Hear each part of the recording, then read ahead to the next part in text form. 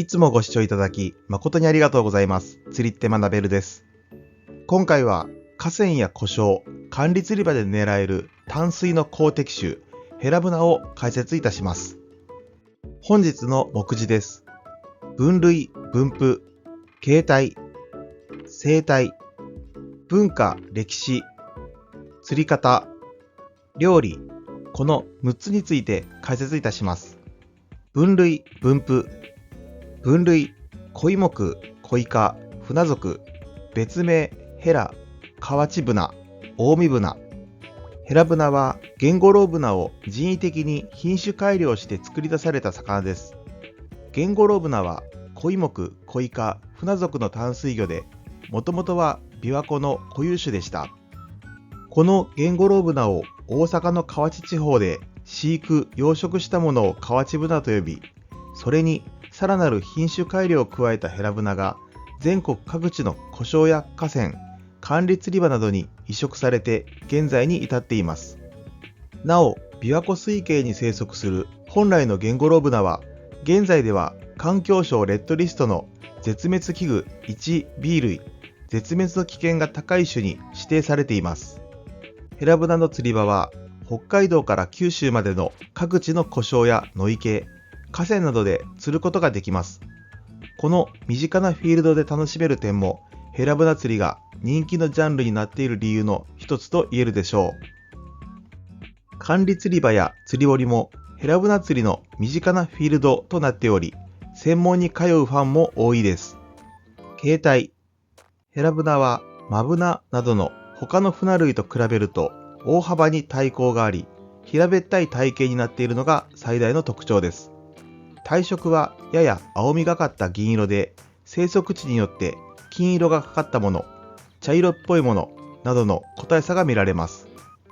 マブナよりも成長は早く、5年から6年で 30cm 級になり、最大で 60cm に達するものも釣り上げられています。比較的寿命は長く、数十年生きるものもいます。生態。河川の中下流、湖沼、ダム湖、野池など河川の上流部を除く様々な水域に生息しています。回遊性が高く、季節によって遊泳層は変化します。春には産卵のため浅場へ、夏から秋は中層に、初冬になると深場へ落ちて越冬します。フナの仲間では最も鰓耙数が多く、マブナの2倍以上、主食の植物性プランクトンをエラでこし取って食べ、体長の5倍から6倍あるという長い腸で消化・吸収します。しかし状況によってはミミズやユスリカの幼虫といった動物性の餌を捕食することがあり、実際に恋狙いのキジ餌で大きなヘラブナが釣れることも珍しくありません。産卵期は3月下旬から7月中旬で、沿岸部の水草に卵を産みつけます。ヘラブナは春になると足やマコモが繁茂する浅場へやってきて産卵を行います。この行動がノッコミです。文化・歴史。ゲンゴロウブナは16世紀末に琵琶湖から諏訪湖に最初に移植されたと言われます。また17世紀中頃には江戸の神田川に移植されたという記録もあります。本格的に養殖が始まったのは明治時代、河内地方の養魚家橋本福松氏が淀川で捕獲したゲンゴロウブナと京都で飼育されていたゲンゴロウブナを交配させて原種を作り出しました。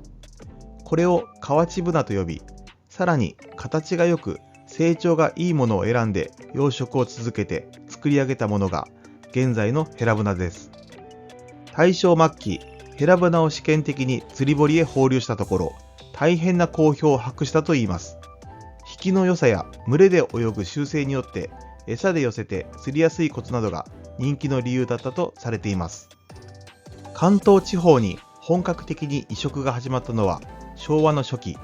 昭和4年に富士五湖、昭和5年に霞ヶ浦という具合に関東各地の河川、湖沼に盛んに放流されました。昭和10年には水郷エリアの養魚場が洪水によって流出し、野に放たれたヘラブナが自然繁殖したことで、水郷地帯がヘラブナ釣りのメッカとなる起因ともなりました。ゲンゴロウブナの名前の由来にはいろいろな説があります。応仁の乱の時代、琵琶湖片田の錦織源五郎という侍が船を殿様や友人に配ったところ、大変評判であったこととか、源五郎という漁師が日々大きな船を安土城主へ献上していたことなどの説があります。その他の由来として、夏によく取れるのでゲゴロブナが転じてゲンゴロウブナになった。ゲンゴロウとは黒いことの意味で、黒船という意味で金ブナ、銀ブナに対して名付けられたという説もあります。釣り方。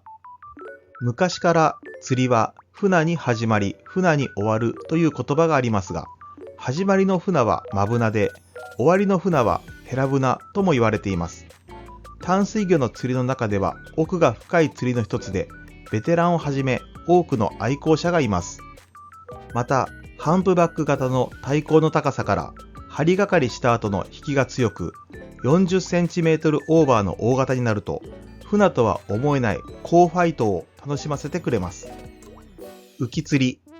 ヘラブナは麩やグルテンなどを素材にした練り餌で釣るのが主流です。練り餌は水中でゆっくりと溶け、ヘラブナはそれをスパスパ吸ったり吐いたりして食べますが、その微妙なシグナル、当たりをリアルに釣り人に教えてくれるのが繊細なヘラ浮きを使った浮き釣りです。竿は専用のヘラ竿が快適に使えます。長さは釣り場の規模に合わせるのが基本ですが、管理釣り場で楽しむならとりあえず10尺、約3メートルから揃えていきましょう。仕掛けの種類は狙いの棚に応じて朝棚用や提灯用などを使い分けます。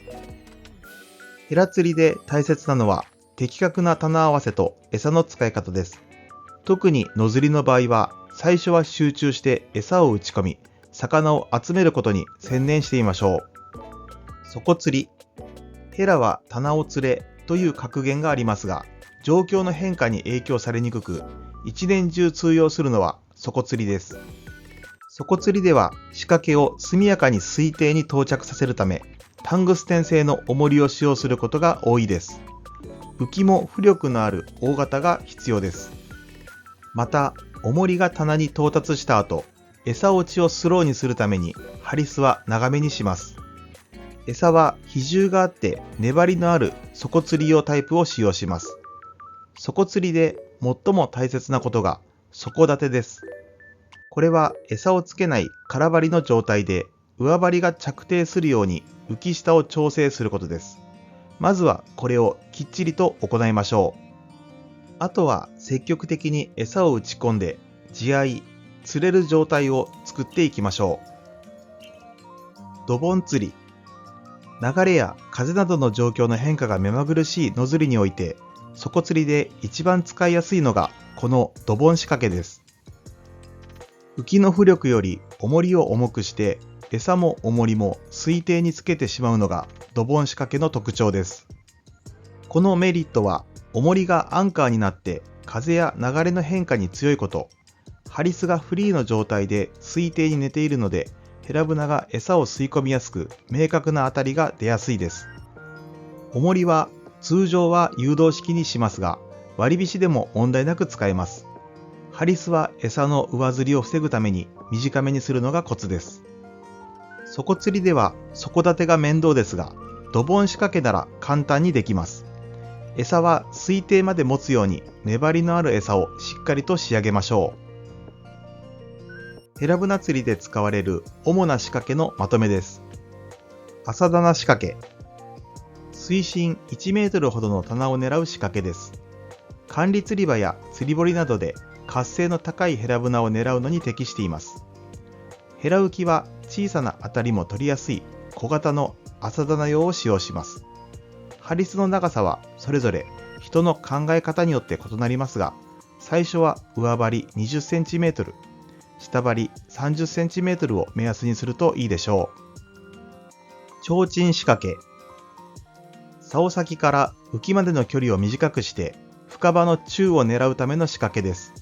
水深のあるダム湖や管理釣り場などで多用されます。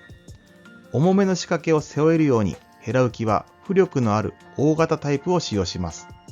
また、仕掛けが素早く棚に到達するように重りに比重の高いタングステン製を使う人もいます。底釣り仕掛け。年間を通してあらゆるフィールドで通用し、最も基本となる底釣りに使用する仕掛けです。ヘラ浮きは浮力と感度に優れる大型ボディに細トップを使ったものが好まれて使われます。道糸の浮きの竿先側には底取りをした時の目印としてトンボをつけます。ハリスは着底後の餌落ちをゆっくりにするために長めに取るのが基本です。ドボン仕掛け。同じ底釣りでも餌とともに重りをベタ底につけた状態で当たりを取っていくのがドボン釣りです。浮きと重りは釣り場の水深や流れの速さなどによって適応したものを選択することが重要です。目安としては流れの中で浮きのトップがギリギリ沈まない程度の組み合わせを選ぶといいでしょう。料理。ヘラブナの原型である河内ブナは食用に養殖されてきた魚ですが、その後は釣りのための養殖が盛んになり、釣り人もキャッチ&リリースする人がほとんどです。一般にはあまり食用にはされていません。しかし実際にヘラブナを食べてみると、プリプリとした身の食感と淡水魚ならではの旨味の濃さに驚くはずです。小骨が多く腹側の身が薄いので、さばき方や料理方法に多少の工夫は必要ですが、もっと食べられてもいい魚でしょう。なお、琵琶湖のゲンゴロブナは食用とされており、洗い、船コクなどで食べられています。また、ニゴロブナと並んで船寿司の材料として使われることもあります。ヘラブナの料理例です。洗い。3枚におろして腹骨を取り、皮を引いた身を薄くそぎ切りにします。海水魚で洗いを作る場合は氷水だけで締めますが、寄生虫の心配があるので熱湯にさっとくぐらした後、氷水で締めるようにします。わさび醤油か酢味噌をつけていただきましょう。唐揚げ。ヘラブナは小骨が非常に多いので、そのまま揚げたのでは食べた時の食感がよくありません。そこでハモの骨切りの要領で皮を下にしてまな板に置き、5mm 間隔程度で身にだけ刃を入れていきます。その後、醤油と酒につけてから片栗粉をまぶして揚げます。その弾力と濃厚な旨味をぜひ堪能してみましょう。卵の入り煮。産卵期の春から初夏には卵を抱いたものが釣れることも多いです。腹から出した卵は血などをよく洗ってから酒と塩を混ぜた漬け汁に一晩置くと締まって生臭みが抜けます。それをほぐして酒、みりん、醤油を加えて炒め、絹さやなどを加えれば完成です。今回の授業は以上となります。最後までご視聴ありがとうございました。高評価やチャンネル登録をしていただけるととても嬉しいです。また次回の動画でお会いしましょう。